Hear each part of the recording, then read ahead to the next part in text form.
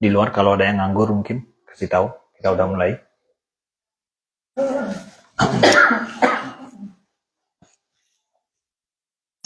Ya.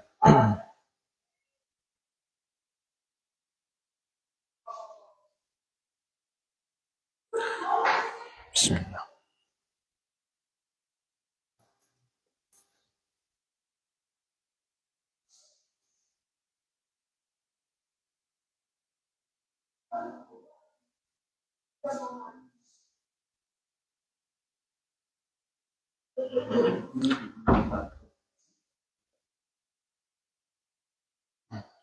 Bismillah. Bismillah.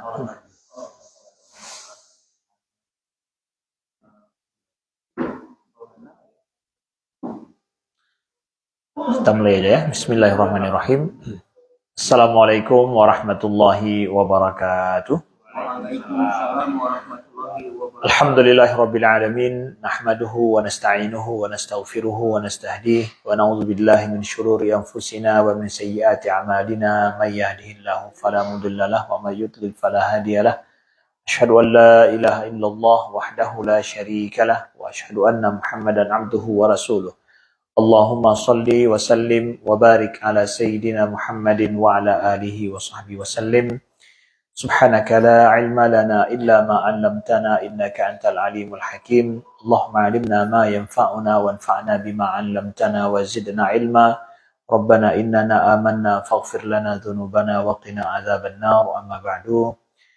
Yang kita muliakan Ketua Pengurus Masjid kita, Masjid At-Thahir, Los Angeles, Amerika Serikat, segenap para pengurus Masjid At-Thahir, kita doakan mudah-mudahan diberikan kesehatan oleh Allah selalu dalam menjalankan misi dakwah dan membimbing umat di tempat ini, di tempat minoritas, dan kepada seluruh para jamaah yang sempat berhadir di Masjid At-Thahir pada hari ke-7 Ramadan tahun ini, dan kepada seluruh para jamaah yang belum sempat berhadir tapi menonton video ini, mudah-mudahan Allah berikan kekuatan iman selalu, istiqamah dalam beribadah, dan diberikan oleh Allah kemudahan hidup dunia dan akhirat. Amin ya rabbal alamin.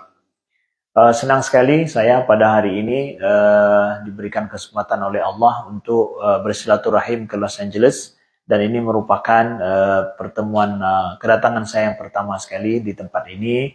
Saya berbangga dan senang hati untuk sama-sama meramaikan beribadah di tempat ini, ya, menyebarkan satu patah kata, dua patah kata daripada kebaikan yang mungkin bisa saya sampaikan, yang mudah-mudahan menjadi manfaat bagi saya sendiri dan juga bagi Bapak Ibu sekalian. Ya. Saya akan fokus bicara pada sore ini, insya Allah sambil menunggu berbuka puasa. Saya fokus berbicara tentang masalah puasa. Dan karena ini hari pertama saya, sebagaimana disampaikan belum banyak menyampaikan tentang puasa, saya akan bicara khusus masalah hukum dulu. Supaya ini menjadi clear bagi kita dalam kita menjalankan puasa, yang nanti kalau seandainya ada masalah-masalahnya bisa langsung konsultasi atau langsung ditanyakan. Sesuai dengan setiap kita ada problem yang kita hadapi sendiri, jadi perlu kadang pada solusi hukumnya seperti apa. Bapak Ibu yang dimuliakan Allah, puasa Ramadan telah Allah jadikan sebagai kewajiban bagi kita dalam setahun itu sekali, ya, yaitu dalam bulan Ramadan, satu bulan penuh. Nah, ibadah puasa ini, sebagaimana para ulama fikih menyebutkan, makna puasa adalah imtina, ya. Jadi makna puasa adalah kita menahan diri kita dari segala yang membatalkan puasa, mulai dari terbit fajar sampai terbenam matahari. Ya, jadi itu ukuran waktu kita menahan diri dari yang membatalkan puasa. Nah, jadi rukun puasa itu ada berapa? Rukun puasa itu cuma ada 2 saja. Namanya rukun adalah sesuatu yang kalau ini satu saja tak lengkap, dia batal semuanya. Persis seperti kita membuat rumah, ada tiang, ada fundamen. Kalau setengah fundamen dan tiang itu roboh, maka rumah itu nggak bisa pakai. Ya, roboh juga nggak bisa pakai. Kenapa? Dia itu adalah rukun. Rukun itu sesuatu yang fundamental, yang penting daripada sebuah struktur bangunan. Tapi kalau misalkan aksesoris di dalamnya interior rusak setengah, kita perbaiki, rumah tetap kokoh. Maka rukun puasa itu adalah sesuatu yang kalau nih rusak ataupun tidak benar salah satunya, nah, maka ini puasa kita dianggap tidak sah sama sekali. Nah, rukun yang pertama tentang puasa adalah niat. Ya, rukun yang pertama niat.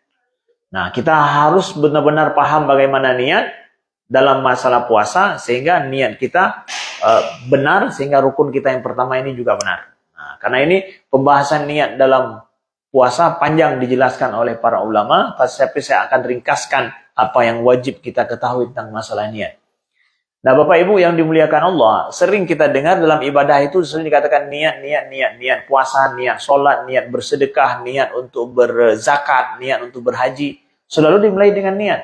Karena Nabi mengatakan innamal a'malu binniyat, karena sesungguhnya amalan itu disertai ataupun diharuskan dengan niat. Niat itu apa, Ustaz? Niat itu adalah lafaz dalam hati kita yang kita niatkan secara ikhlas tanpa paksaan untuk melakukan sesuatu perbuatan yang menjadi ibadah. Kalau dia bukan ibadah, nggak perlu niat pun nggak ada masalah. Bapak mau makan, mau masuk kamar mandi, kemudian mau minum kopi, itu nggak perlu niat. Nggak perlu diniatkan, nggak ada masalah. Tapi kalau berpuasa, sholat, sedekah, dan apa saja yang berhubungan dengan ibadah, itu harus ada niat di hati. Kalau nggak ada niat, itu nggak dituliskan, nggak dianggap sebagai ibadah. Sehingga makna niat, kata para ulama, adalah yang dengan niat itu kebiasaan dan ibadah jadi beda. Saya ketika makan, itu adalah adat saya. Itu adat kita. Tapi ketika saya meniatkan makan, niat karena Allah, karena ingin supaya nanti kuat beribadah, supaya saya kuat untuk mencari kerja, mencari harta yang halal misalkan. Kita niatkan. Ada kita masukkan unsur karena Allah di dalamnya, itu berubah jadi ibadah. Ya, berubah jadi ibadah. Ketika kita nanti sebentar lagi akan berbuka puasa, kita niatkan berbuka puasa itu adalah sunnah Nabi, dan juga dalam menyempurnakan ibadah puasa kita, jadi dia ibadah.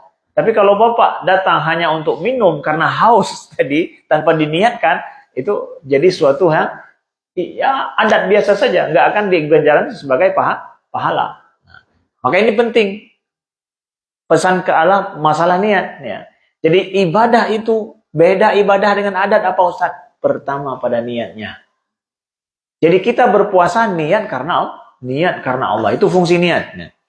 Lalu puasa, dalam niat puasa itu ada 3 syaratnya dalam mazhab Imam Syafi'i ya. Saya sampaikan dalam mazhab Imam Syafi'i itu mazhab orang kita Indonesia. Sampai nanti ada yang perbedaan saya akan sampaikan juga. Yang pertama adalah niat itu dalam hati, nggak mesti harus dilafazkan dengan lisan kita. Nggak mesti harus kita ucapkan bahwa saya sengaja berpuasa bulan Ramadan tahun ini wajib atas saya karena Allah Ta'ala. Kalau bisa kasih kasih direkam lagi, share pada orang biar tahu. nggak harus. Niat itu mahallul qalb. Niat itu adalah hati, dalam hati. Kita ucapkan dalam hati kita dengan kita sadar betul akan itu, udah connect gitu. Langsung terkirimkan pesannya. Walau orang tidak tahu. Ya seperti Bapak kirimkan WA, udah kirim send, orang nggak ada lihat, udah. Nah, kita niatkan dalam hati saja, ya, tanpa ada lafaz. Kalau saya melafazkan dengan lidah saya boleh saja. Tapi bukan harus melafazkan, bukan. Cukup dalam hati. Walau orang tak tahu di depan kita, dia sudah meniatkan. Nggak tahu kita dalam hatinya, tapi sadar betul dia meniatkan itu. Jadi kita meniatkan bahwa puasa esok hari, ya, bulan Ramadan tahun ini karena Allah Ta'ala. Dah kita niatkan, baru kemudian. Nah, itu tempatnya dalam hati yang pertama. Yang kedua adalah masa kita meniatkan puasa itu kapan? Nah, dalam mazhab Imam Syafi'i itu sebelum terbit fajar, yaitu dimulai dari malam hari, mulai dari maghrib sampai sebelum terbit fajar, itu masa kita meniatkan puasa kita besok. Ya, bukan ketika sedang berpuasa, bukan. Tapi niat puasa itu sebelum datangnya masa wajib puasa. Nah, sebelum datangnya masa wajib puasa. Nah, misalkan mau ini udah diumumkan malam ini awal taraweh kita. Besok mulai berpuasa. Udah, mulai maghrib itu sudah bisa niatkan puasa esok hari. Kita buka puasa sebentar lagi, insya Allah kita niatkan puasa besok. Langsung boleh, karena itu sudah masa niatnya tuh, ya. Nah, kalau seandainya kita ingin meniatkan satu kali niat dalam satu bulan terus semuanya, apakah boleh Ustaz? Atau setiap malam untuk niat besok hari? Ya. Ini pendapat yang lain dalam mazhab Imam Abu Hanifah. Imam Abu Hanifah mengatakan bahwa boleh sekali niat untuk satu bulan, nggak perlu diulang-ulang setiap malam. Oke? Tapi dalam mazhab Imam Syafi'i nggak boleh. Setiap malam harus diniatkan. Why? Karena ibadah puasa ini dalam mazhab Imam Syafi'i itu adalah ibadah yang terpisah setiap hari. Kalau seandainya dia batal satu hari, ulang hari itu saja, nggak ngulang satu bulan. Kalau diniatkan satu paket, misalkan, satu paket, seperti sholat misalkan. Sekali niat, nggak perlu niat setiap rakaat kan? Oh rakaat, nggak, kita cukup zuhur saja, 4 rakaat karena Allah selesai. Ya. Tapi dalam sholat, kalau misalkan berhadas dalam rakaat yang keempat, batal rakaat yang keempat, ngulangnya berapa rakaat? Dari awal, karena dia satu paket, ya, nggak setiap rakaat kita niat, tapi satu paket lah. Tapi kalau batal, ngulang semua. Bulan Ramadan, kalau kita batal di hari yang ketiga, ngulangnya hari 3 doang, yang lain oke. Nah, berarti kalau begitu kata Imam Syafi'i, ini bulan Ramadan, kita puasa, pisah dia hari ke hari dia, terpisah, ibadah terpisah dia. Dia independen sendiri-sendiri dia. Nggak terhubung dengan yang lain. Nah, makanya niat setiap hari. Bukan setiap hari, setiap malam. Ya, setiap malam. Nah, dia terpisah-pisah gitu. Nah, cuma ada sering tanya gini, Ustadz, kalau lupa misalkan, kan bagus kita niatkan satu bulan terus, kemudian nanti nggak perlu niat-niat lagi, nggak perlu ini. Kata para ulama Al-Azhar, ya, kita niatkan di awal satu bulan, tapi ulang setiap malam. Ya, ulang setiap malam. Kita ulang. Untuk niat esok hari kita puasa. Nah, gitu. Kita ulang-ulang terus. Nah, ini masalah niat. Dia dalam puasa wajib begitu. Malam kita niatkan. Adapun kalau puasa sunnah, itu walaupun diniatkan sudah duha, sudah terbit matahari baru niat, nggak ada masalah itu. Dia beda dia puasa sunnah dengan puasa wajib. Oh, yang penting belum makan. Jangan udah makan pagi baru niat kagak. Kata Ustaz nggak apa-apa duha niat puasa sunnah. Nggak, kalau udah makan pagi nggak boleh lagi. Tapi kalau makan sebelum sholat subuh, sebelum azan subuh itu nggak ada masalah. Lupa niat atau nanti niatkan di siang hari nggak ada masalah kalau puasa sunnah. Tapi kalau puasa wajib malamnya. Sebelum terbit fajar, sebelum azan subuh. Nah, ekstrimnya lagi dalam mazhab Imam Syafi'i untuk kita tahu, jangan sampai kita katakan wah masa gitu ah. Tapi ini mazhab Imam Syafi'i. Kalau lupa niat malam hari, tidur malam jam 3, bangun jam 7, oh ya. Niat nggak ada tadi malam, tapi pas bangun sudah terik matahari. Hari itu dalam mazhab Imam Syafi'i ya, hari itu nggak dianggap puasa. Niatnya sudah kelewat waktu, nggak dipasang pada masanya, pada saatnya. Maka orang itu hari itu dianggap tidak berpuasa, cuma dia tetap imsak namanya. Nahan diri, nggak makan, nggak minum seperti orang puasa, tapi bukan puasa. Kenapa? Niatnya tak ada. Dalam mazhab Imam Syafi'i. Tapi dalam mazhab Imam Abu Hanifah lebih mudah. Karena apa? Ya, sekali niat untuk 1 bulan, habis itu nggak perlu lagi diniatkan. Nah, tapi bagusnya adalah kita niat 1 kali dalam sebulan itu, tapi setiap malam kita ulang niat tersebut. Bapak Ibu yang dimuliakan Allah, ya. Kemudian dalam niat yang ketiga adalah kita perhatikan, tentukan puasa kita Ramadan tahun ini dalam kita meniatkan. Karena ada orang jahil, dia qada puasa Ramadan tahun lalu di Ramadan sekarang. Ya, dia qada, dia niat qada puasa tahun lalu, Ramadan sekarang terus dia qada. Enggak boleh. Ya, dia setiap bulan Ramadan itu adalah kewajiban puasa khusus pada saat ini, tahun ini. Kalau ada utang tahun lalu, setelah Ramadan pikir lagi. Belum terbayar hutang qadanya, setelah Ramadan pikir lagi. Nah, ya. Ini rukun yang pertama tentang masalah niat puasa. Saya ulangi lagi, maka niat yang harus kita perhatikan adalah dia cukup dalam hati, nggak mesti dalam kita ucapkan dalam lisan. Kalau kita ucapkan pun boleh, tapi harus ada dalam hati tentu.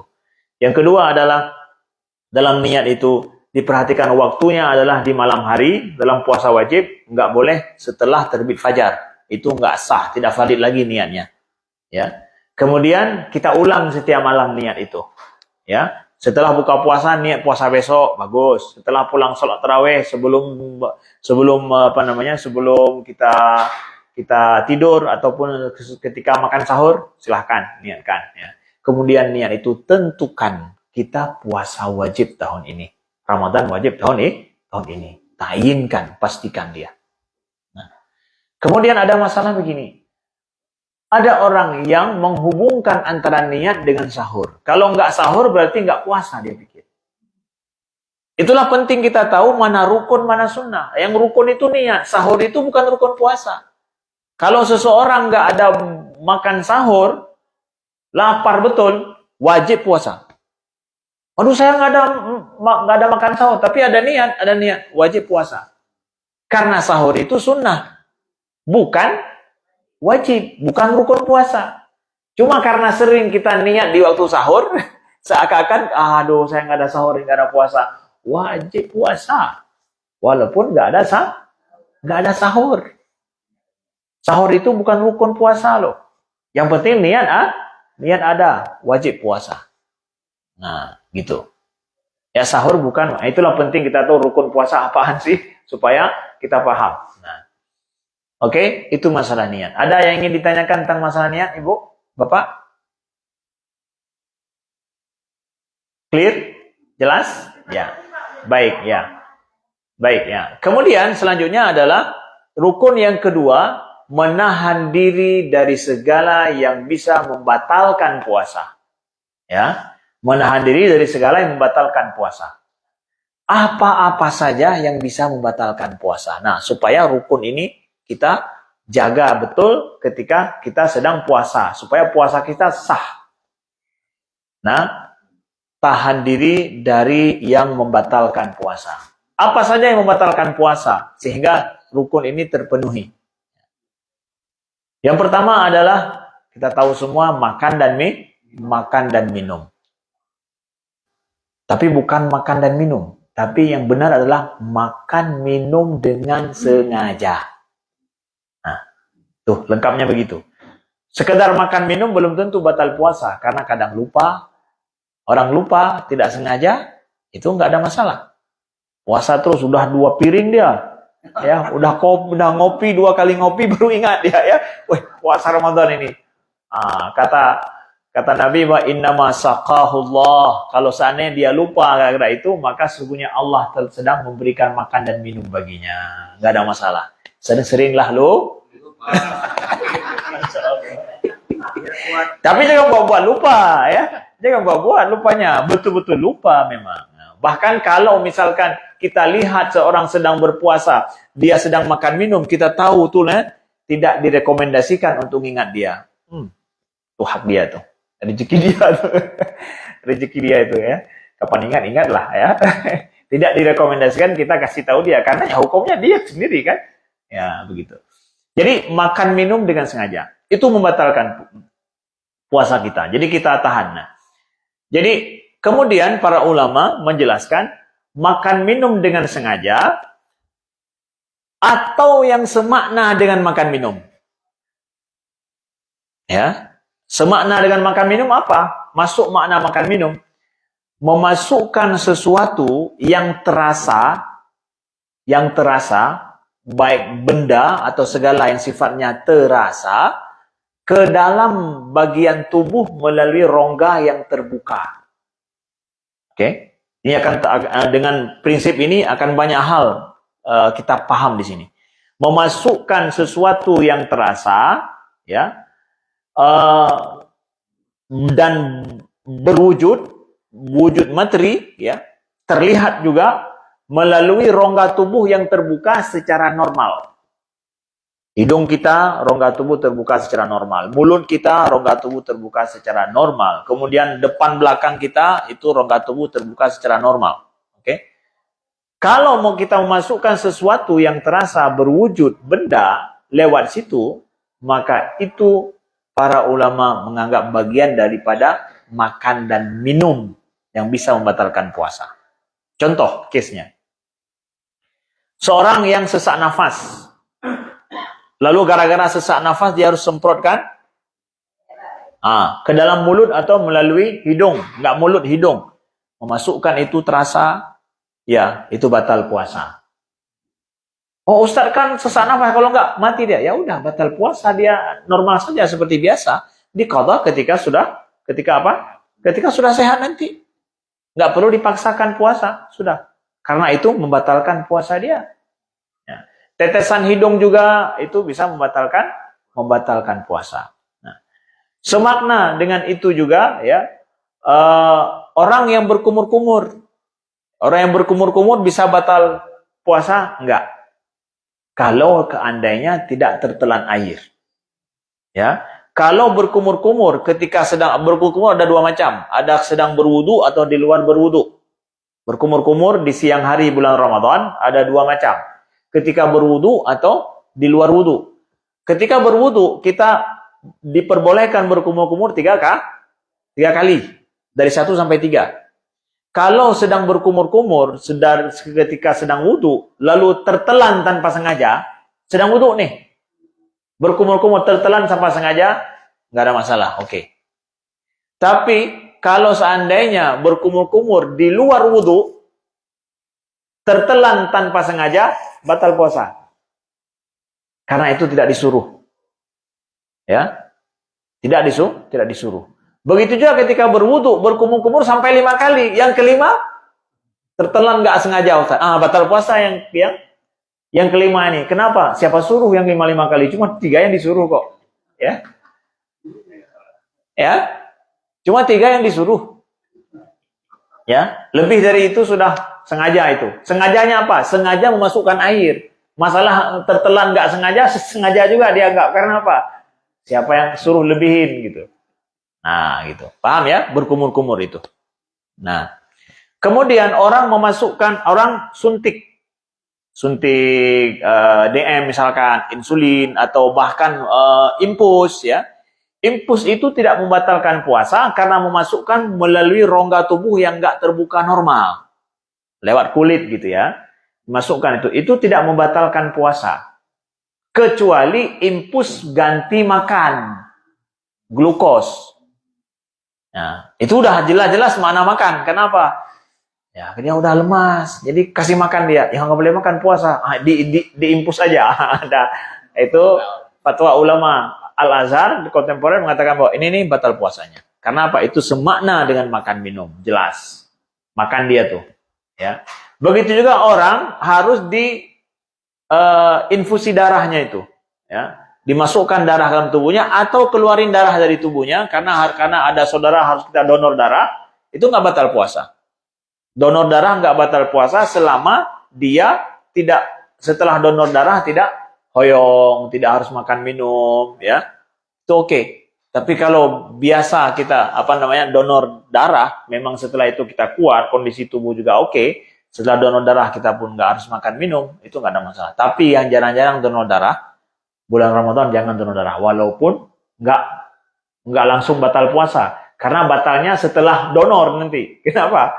Udah pingsan, kan macam-macam kasusnya. Nah, jadi dijaga di situ, ya, nggak boleh donor darah karena kondisi demikian. Tapi kalau terpaksa dia donor silakan, nggak langsung membatalkan puasa. Begitu juga anak-anak kita, misalkan maaf cakap dia susah buang air besar, ya. Dia susah buang air besar, harus dimasukkan apa itu? Ya. Lewat situ, ya. Kemudian keluar lagi, itu nggak langsung batal puasa. Karena apa? Nggak langsung sampai ke ke perut dia. Nah, begitu juga tetesan ini, tetesan apa? Telinga, ya. Fatwa ulama Al-Azhar Syekh Atiyah Sakar, beliau menyebutkan bahwa ini tidak langsung membatalkan puasa karena ini tidak terhubung dengan perut. Jadi nggak ada makna makan minum kalau masuk lewat sini. Beda dengan hidung. Ya, bagus ya. Ya, saya akan itu. Jadi begitu juga kita masukkan jari kita ke telinga ini atau gatal, kita itu nggak langsung membatalkan puasa. Karena ini nggak rongga ini nggak hubungan dengan perut. Oke, itu fatwa Syekh Atiyah Sakar saya sampaikan ulama Al-Azhar karena saya belajar di sana. Kemudian mata Ustaz, tetesan mata, apalagi musim dingin ini pedih mata ya, lagi bawa mobil lagi kan, ya. Gimana itu? Boleh nggak pakai tetesan mata? Boleh, karena dia bukan rongga yang terbuka dari tubuh dianggap. Mata ini bukan rongga terbuka dari tubuh. Boleh dipakai tetesan mata, tidak membatalkan puasa. Mandi kita misalkan berendam panas sekali, mandi juga tidak membatalkan puasa selama tidak minum air. Sambil nyelam minum gitu itu ya, jelas lah. Cemplung ya. Nah, itu batal puasa gara-gara itu, tapi sekedar mandi, rendam gitu nggak membatalkan puasa. Kalaupun masuk ke itu pori-pori kulit ya, bukan rongga yang terbuka. Kalau bekam sama seperti donor darah. Donor darah aja nggak batal, apalagi bekam. Selama kita setelah berbekam itu secara biasanya kita kuat. Nah, ya. Ya? Oh, tukang bekam. Ya. Para penghisap darah ya. Baik, ada yang mau ditanyakan langsung sebelum saya lanjut ya? Ya, waalaikumsalam. Bagaimana mengenai imsak, Ustaz? Apakah kan biasanya 10 menit belum fajar imsak. Nah, kalau kita pas sebelum azan makan minum atau tidak? Ya. Lalu yang kedua gosok gigi. Ya, bagus ya. Yang ketiga kerokan. Kerokan. Oh ya. Ya. Baik. Untuk imsak bagaimana Ustaz makan minum di waktu imsak? Makan minum di waktu imsak is okay. Karena yang jangan adalah ketika datang waktu subuh, azan atau tidak azan. Saya nggak katakan waktu azan ya, kadang azannya terlambat ya. Waktu subuh di tempat kita, alhamdulillah sekarang sudah akurat lah. Akurat. Jadi bisa dijadikan sebagai patokannya. Jadi makan minum sebelum itu boleh. Jadi kenapa juga dibuat waktu imsak? Dibuat waktu imsak adalah untuk kehati-hatian, jangan sampai ketika waktu azan dan datang azan berkumandang, masih ada yang sedang kita makan, sedang kita minum. Oke? Nah, jadi kalau waktu azan Ustaz, misalkan betul nih, sudah waktu azan, masuk azan, waktunya pas gitu, sedang makan, sedang minum. Apa kita habiskan piring yang sedang kita makan atau minum yang sedang dalam gelas? Ketika kita tahu pasti itu waktu azan subuh, sudah datang waktu subuh, mulut kita harus bersih dari, tidak boleh ada lagi yang masuk dalam kerongkongan kita. Maaf cakap, ada di antara ulama, bukan ulama, ustaz-ustaz di Indonesia yang mungkin di-share itu, bahwa mengatakan bahwa ada hadis itu, yang kalau azan, maka masih ada di tangan kita apa yang kita makan, selesaikanlah. Ya, itu hadis tersebut dipahami dengan hadis yang lain. Apa itu? Yang Nabi mengatakan makan minumlah kalian sampai Bilal azan. Sampai Bilal azan. Bilal azan itu karena Nabi dulu ada 2 orang muazin Nabi. Ada Ibnu Ummi Maktum azan yang pertama sebelum waktu subuh. Ada Bilal ketika waktu subuh. Nabi bedakan 2 orang ini karena suaranya bisa dipahami. Oh, ini Ibnu Ummi Maktum belum azan, belum subuh nih. Kalau Bilal sudah pasti ini ada azan subuh. Terus begitu mereka jaga masing-masing porsinya. Nabi mengatakan makan minumlah kalian sampai Bilal azan. Kalau azan sudah Bilal berarti nggak boleh makan minum lagi. Waktu azan Bilal kan Allahu Akbar mulai pertama azan. Maka waktu mulai Allahu Akbar Bilal nggak boleh lagi ada makan minum. Ya. Ada ustadz di Indonesia yang videonya viral, ya, sampai saya juga ditanyakan di Seattle, ustadz ini ada ustadz yang bilang bahwa kalau lagi ada suatu kita makan dan minum di depan kita, selesaikan semuanya. Bagaimana patokan selesaikan semuanya itu? Ada yang baru taruh azan pula, setengah jam pula dia baru selesai, ya, nggak ada patokannya, dan itu tidak ilmiah. Oh, ada hadis, hadis itu dipahami dengan hadis yang lain. Nah, itulah perlu kepada fikih, perlu kepada ulama yang melihat semua masalah hadisnya, kalau disebutkan sebuah hukumnya. Itu perlu, memang ilmu fikihnya seperti itu. Nah, saya kesampaikan bahwa tanggung jawab secara ilmiahnya kami sampaikan, kalau azan subuh tepat waktunya masuk, nggak boleh ada makan minum lagi di mulut kita. Kalau ada, semburkan keluar, lepaskan keluar, jangan telan lagi. Itulah pentingnya apa? Imsak. Udah imsak nih, hati-hati kita, udah imsak nih, selesaikan terus karena sebentar lagi mau azan. Nah, itu pentingnya, ya. Selanjutnya, gosok gigi. Gosok gigi boleh nggak Ustaz? Gosok gigi boleh, kan nggak harus pakai odol. Kan gosok gigi juga. Betul nggak? Setelah fajar juga boleh. Setelah fajar juga boleh kita gosok gigi, kan nggak harus pakai odol. Kalau pakai odol Ustaz, boleh juga, tapi jangan ada yang tertelan. Pastikan bersih keluar. Pastikan tidak tertelan, bersih keluar. Begitu juga ibu-ibu yang memang chef, yang memakai resep-resep baru setelah buka puasa. Nah, ibu-ibu nih ada juga yang waktu bulan Ramadan nih semangat masaknya muncul, ya, resep baru dicoba. Lalu kemudian dicicipi dulu gitu. Boleh nggak Ustaz mencicipi makanan saat puasa? Kalau tertelan batal. Nggak sengaja Ustaz tertelan, cicipinya sengaja. Siapa suruh? Sama seperti wudhu tadi, ya.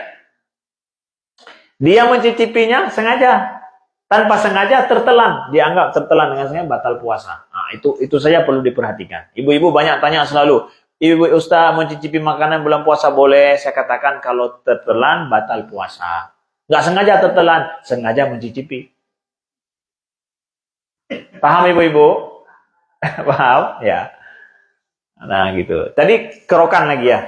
Kerokan emangnya ada apa? Pakai balsam, kerokan jadi merah. Nggak ada masalah. Ya, keluar darah dari tubuh kita itu saja nggak ada masalah, nggak membatalkan puasa. Keluar darah dari tubuh. Ya apalagi keluar cuma angin atau nggak ada masalah. Boleh. Kerokan itu taruh balsam apa? Yang panas itu ya. Apa ibu? Cap macan. Oh, macan ya. Ya, betul-betul panas ya. Boleh, nggak ada masalah itu. Tidak membatalkan puasa. Ya, ada yang lain ibu? Baik ya. Kemudian itulah kalau udah siap ini makan minum nggak ada yang ditanya, saya akan lanjut kepada apa yang membatalkan puasa lagi. Salah satunya adalah muntah, tapi muntah dengan sengaja. Orang yang memuntahkan dengan sengaja batal puasanya. Memuntahkan dengan sengaja. Tapi kalau nggak sengaja, mual yang lain itu nggak membatalkan puasa. Ya, ini yang ada muntah dengan sengaja. Memangnya ada Ustaz orang muntah dengan sengaja? Ada.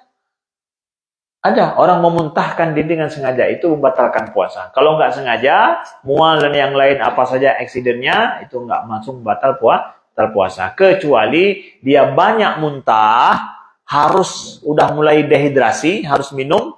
Jadi batal puasanya gara-gara harus minum karena kondisinya sudah lemas. Asli muntah nggak sengaja itu nggak batal puasa. 3 menit lagi maghrib. Baik, ya.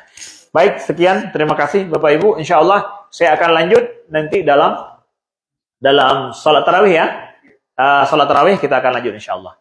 Alhamdulillah rabbil alamin hamdan wa fi ni'amahu wa ikafi mazidah. Allahumma salli wa sallim wa barik ala sayyidina Muhammadin wa ala alihi wa sahbihi wa sallim. Allahumma taqabbal minna salatana wa siyamana wa qiyamana wa ruku'ana wa sujudana wa tamim taqsirana ya Allah ya rabbal alamin. Allahumma ja'alna fi hadha syahri min utaqaika minan nar.